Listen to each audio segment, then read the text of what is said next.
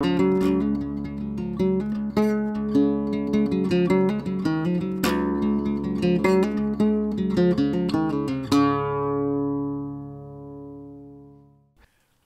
Evans. I've been an instrument maker, a maker of historical musical instruments. I'm lucky in having worked with the people who've revived very important instruments to the Welsh tradition. This tune is called Dawns y Tylwyth Teg. In English, it's the Fairy Dance, and it's a tune played in Ireland and all over the British Isles. And this is a Welsh version that I was lucky enough to have played to me directly by Nancy Richards.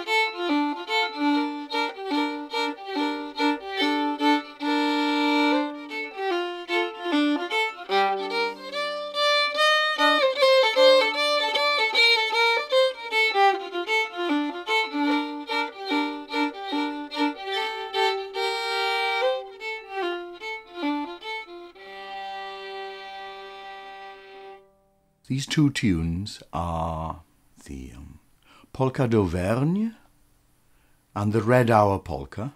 They've got a lot of scope for humour and variation.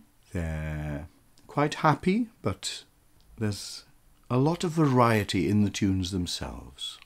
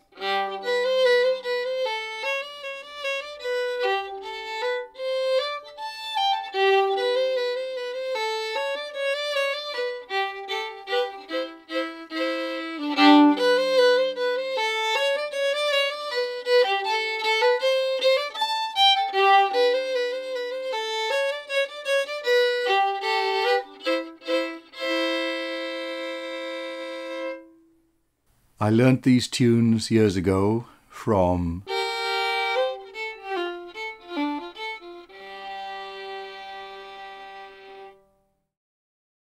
Jared Kilbride.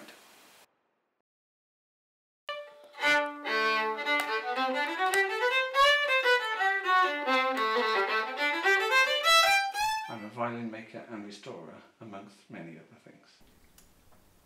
Yeah, so I've been playing the fiddle for about 20 years and pipes for about 10. Yeah, my family all are musicians.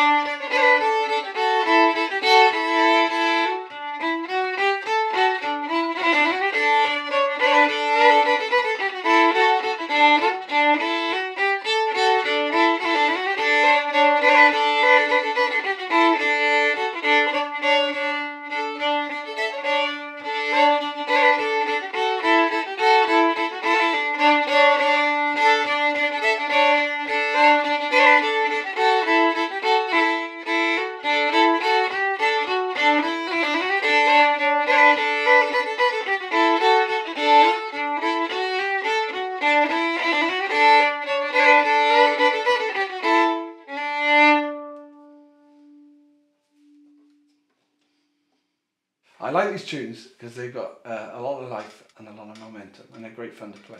I learned these tunes from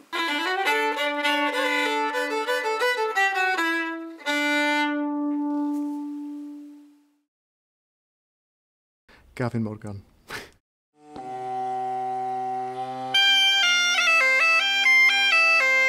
Dwi wedi bod yn chwarae pibe ers 15 mlynedd. Mae wastad wedi bod yn diddordeb yn cerddoriaeth gwerin ers plentyn. Es i gigs arlog a pethau fel ni. Wedyn ar ôl coleg nes i penderfynu prynu set o pibe o Jonathan Shawlands, nath e wneud y pibe cyntaf.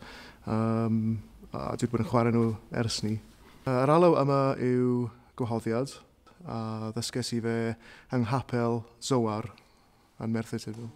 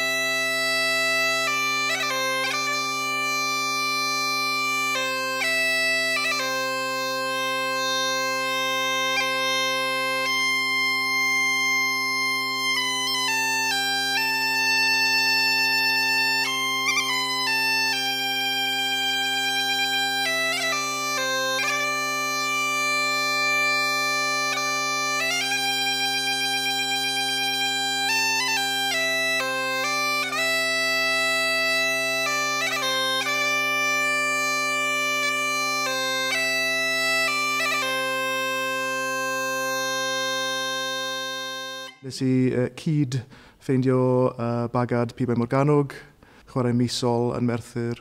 Dwi'n chwarae mewn gigs gyda band o'r enw Taran o gwmpas Cymru a'r Ewrop.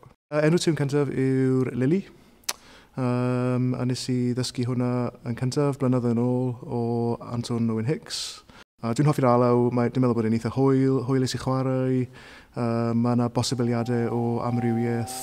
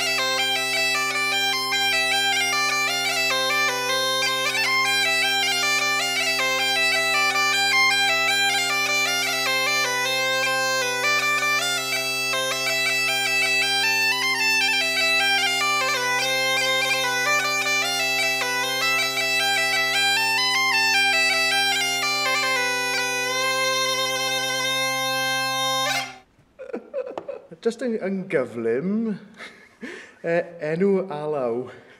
Ti'n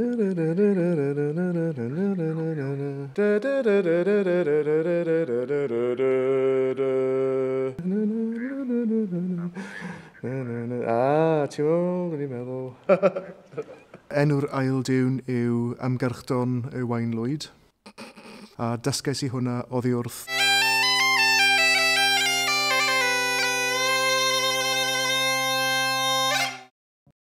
Williams-Jones.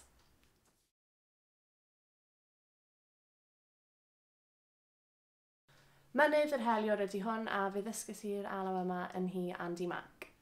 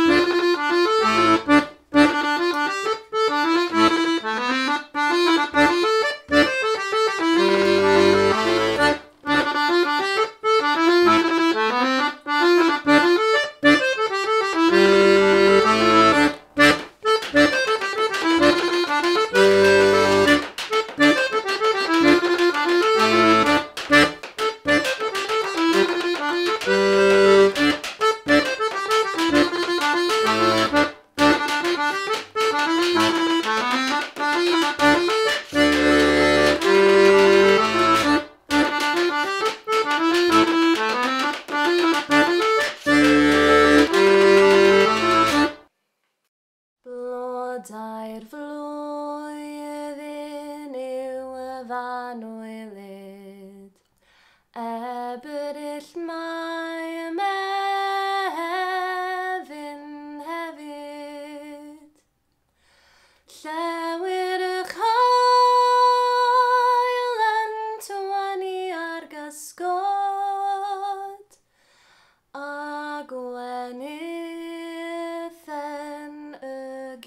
genethod. Mae'n achymwys fel y fedwen.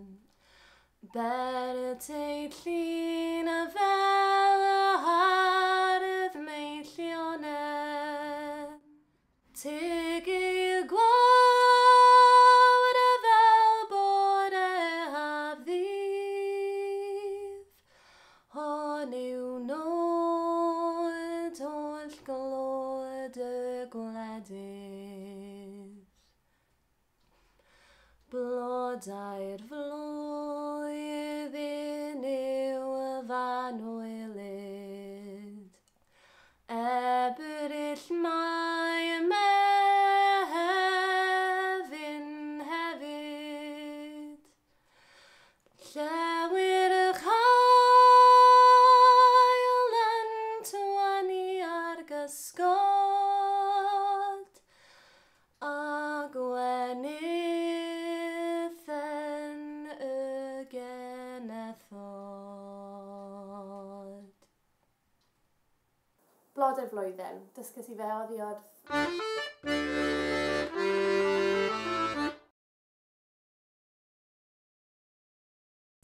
Stephen Rees.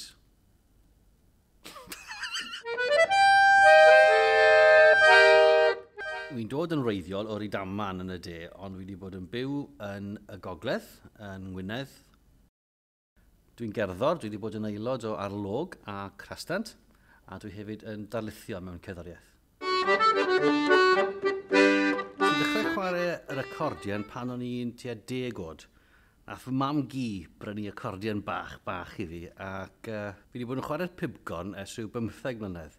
Nes i ofyn i Jonathan Shorland greu par o bibgyn, un i fi ac un i'm cyfaill Hugh Roberts.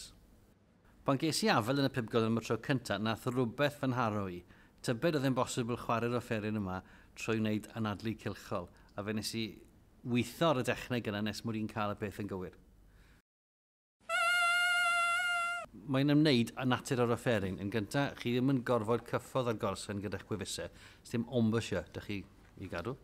Ac ar ben hynny, beth ydy'r pibgon, wrth gwrs, ydy sachbib heb y sach. Beth ych chi'n neud felly yw defnyddio'ch bochau fel y sach.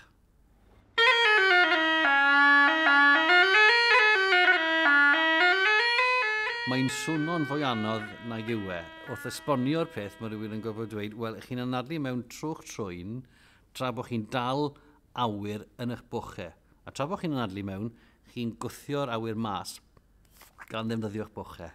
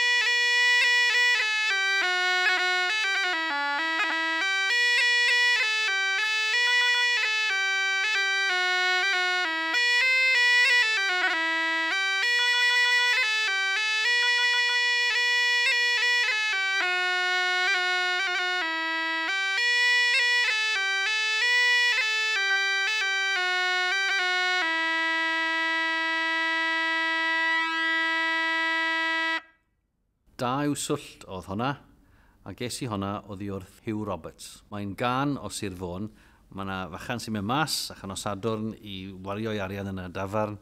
Mae gyda fe swllt i ddechrau, mae'n gwario ceiniog a cheiniog arall, ac wrth gwrs yn y pen draw, stefedd ddim byd ar ôl.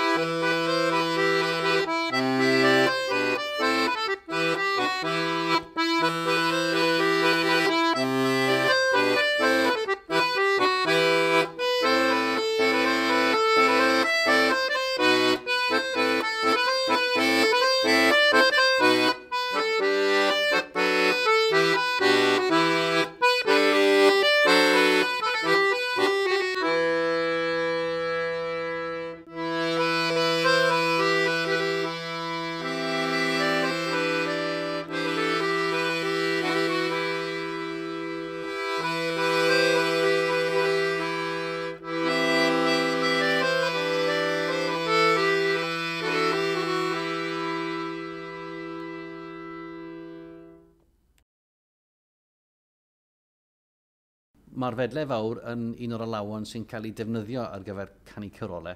Dwi'n hoff iawn o'r alaw yna am ei bod hi'n bosibl i chwarae hi yn ar y deg ac yn gyflym a mae yna ddwy hunaniaeth iddi. Ac fe ddysges i'r alaw gan...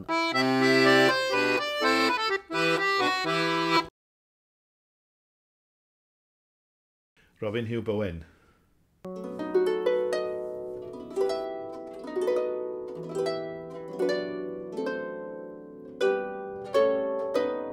A dwi'n chwarae delyn, y delyn deires. Nes I ddechrau chwarae delyn nôl yn 1973 wedi clywed Alan Stifel ar y llwyfan. Dwi wedi chwarae delyn llawn amser ers 6 blynedd ar 20 erbyn hyn yn broffesiynol. Delyn Gymreig ydy hon. Ddim jyst yn rhyw fath o generic Celtaidd felly, ond mae'n unigryw I Gymru. A'r hyn, wrth gwrs, sy'n gwneud y deires yn wahanol i'r delyn Geltaidd ydy bod gynnu hi 2 rhes o danau. Mae yna 2 ar y tu allan wedi tiwnio'r un fath a'r nodau gwyn ar y piano. Do re mi felly. Ac yn y canol, mi gewch chi'r nodau chromatig, y nodau duon o'r keyboard felly.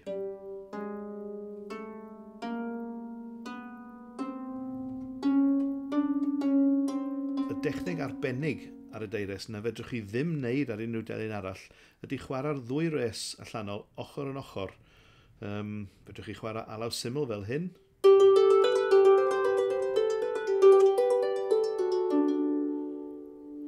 Neu fedrwch chi chwarae mewn cordiau.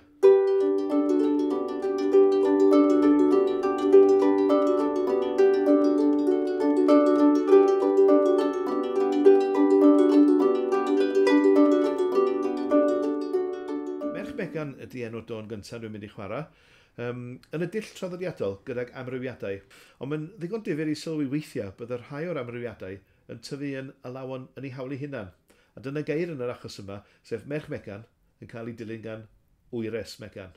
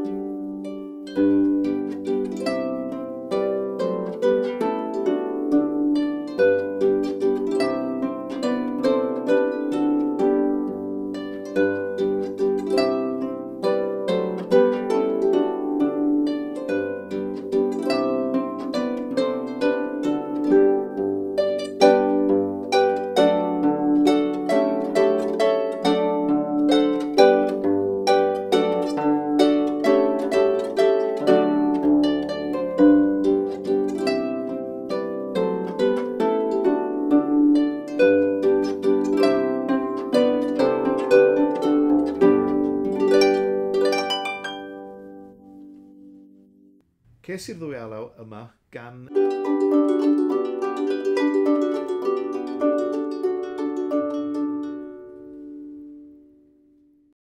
Gwenan Gibert.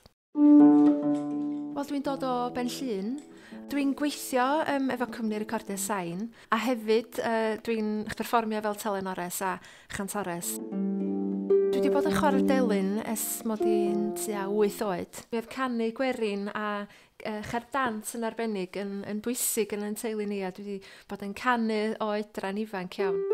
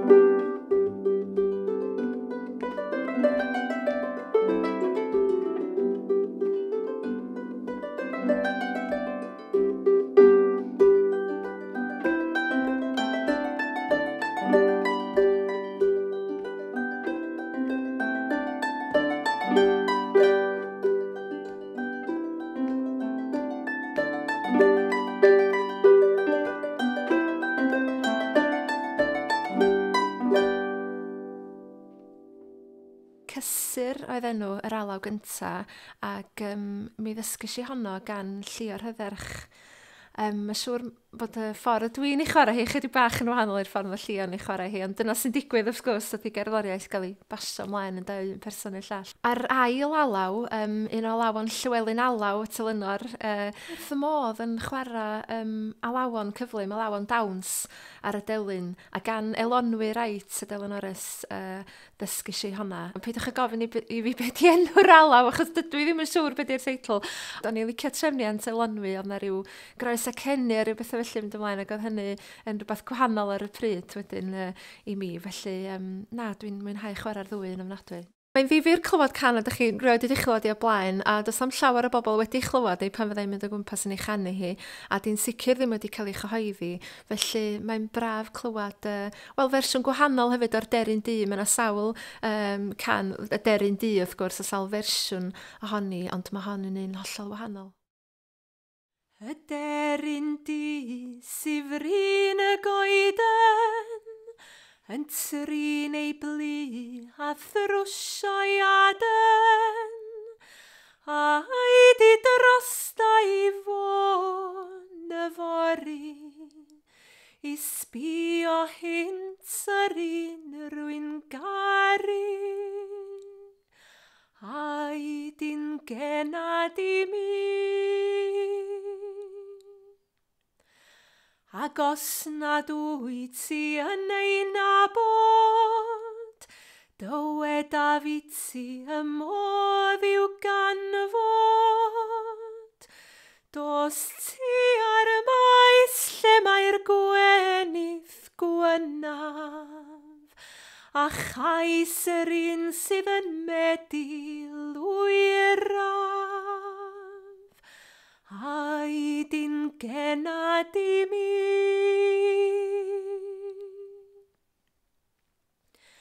Fe aethodd i yma cyn gwyl ifan, dywedodd deiau yn ôl yn fian, ond liches unwaith yn gair oddi wrtho, i adrodd i mi y byd sydd arno, a di'n genad i mi.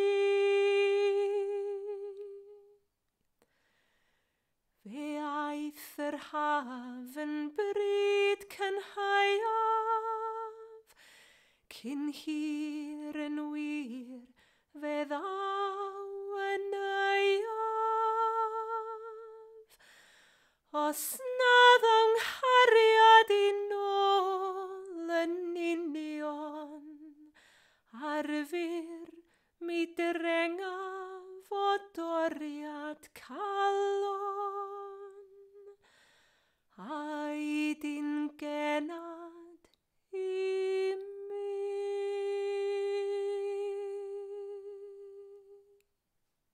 Enw'r gan yna oedd y Deryn Du, a mi ddysgu si hon gan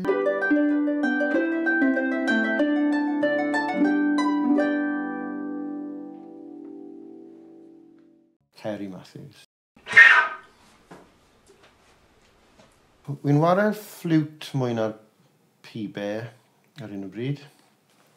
Wy'n gwybod pam, ond wedi cwmpo falle mewn cariad ar fflwt, falle mwy na'r pibe, neu cwmpo mas o cariad a neu dod i ben y daith dy'r pibe, ddim yn siŵr. Wy'n gwybod, ond wy'n ware'r fflwt mwy nawr nag o'n i beth eriod.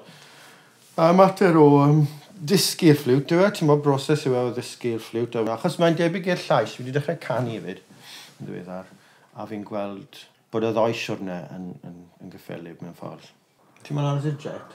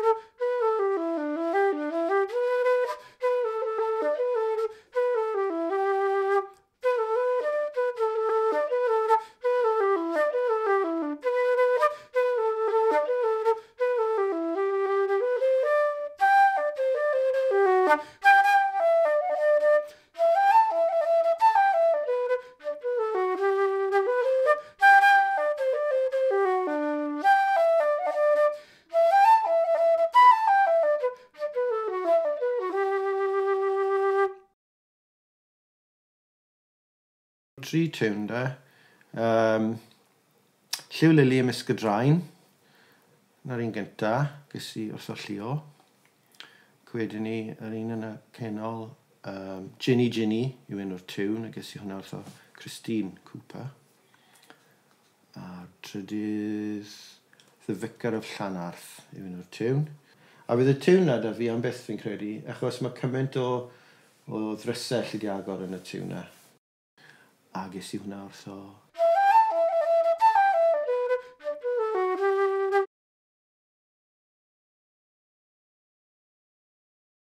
Elsa Davis.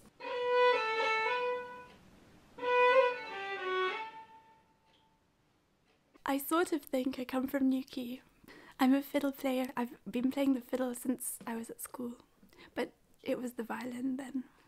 And then I went to be a nanny in Yorkshire. I had the fiddle under my bed and I didn't have any friends, so I thought I better get it out. And then I started playing in sessions in Ilkley. Anyway, then I moved to Wales.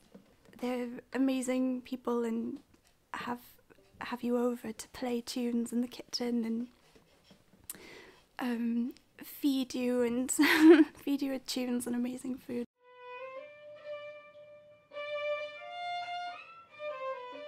Pacawni Hon is the first tune, and then 3 galliards.